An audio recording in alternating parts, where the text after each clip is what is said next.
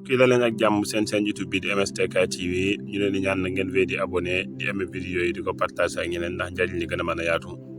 bu leen fàttee bës cloche notification bi moo tax vidéo bi ñëw ngeen bokk si ñu koy njëkk am mbokk yi tey nag bi ma gisee kayit bi nga xam ne si procureur de la République moo ko génn signé ko tey ay ree dafa maa jàpp en tant que procureur de la République Abdou Karim Diop nee na day demandé ci kii di Bah Diakhaté ñu daan ko juróom benn weer yu muy tëdd ak amende boo xam ci 100 000 francs lay toll mbokk yi loolu nag ku ko dégg ay ree dana la jàpp ndax Abdou Karim Diop mii lu matut benn at ci ginnaaw moo jàppaloon Ousmane Sonko def conférence de presse bu rëy fii ci Sénégal ñëpp di ko seetaan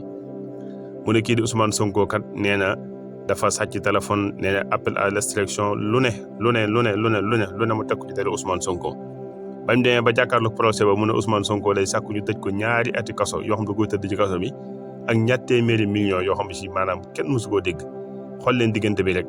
jamono jooju Macky Sall moo fi nekk mu koy defal li ko neex parce que boobu Macky Sall ku nekk xam na ne jàppee Ousmane Sonko du laal suuf régime bi nga xam ne ñoo fi nekk na ku nekk xam na ne dafa bëgg ñuy doxal yoon bëgg lépp tege ci yoon gis nga biñu jàppee Bah Diakhaté kenn yóbbu ko instruction te ñu ngi fàttaliku jamono Macky Sall procureur comme fi musaan jàppale instruction ni lay yóbbu nga tëdd ci kaso bala ñu la àtte yàlla rek xam nga xam ne da ngay xëy jàkkaarloog juge bi rek ñu bàyyi la nga dem léegi nag même procureur de la République bii nii moo jàppalu Bah Diakhaté yóbbu ko Fana gën a diri boo ko déggee mooy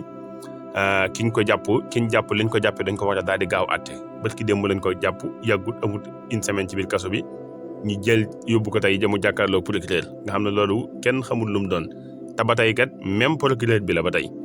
loolu mbokk yi ay reede jàpp daal moo tax justice bu Sénégal lu ñu war a réformer wala lu ñu war a defaraat lu ñu war a càmbaraat la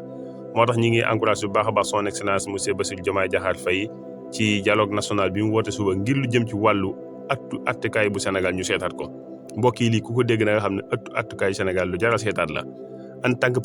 procureur de la République kenn ki moo fi nekkoon simple diffamation mu demande ci ñu tëj ci nit ñaari ati kaso yu mu tëdd ba noppi amande ko ñaar téeméeri millions régime bi sensé beneen président mu ñëw fi nga jàpp nit yóbbu ko Fana gën a dëjëne nañ ko àtte amul instruction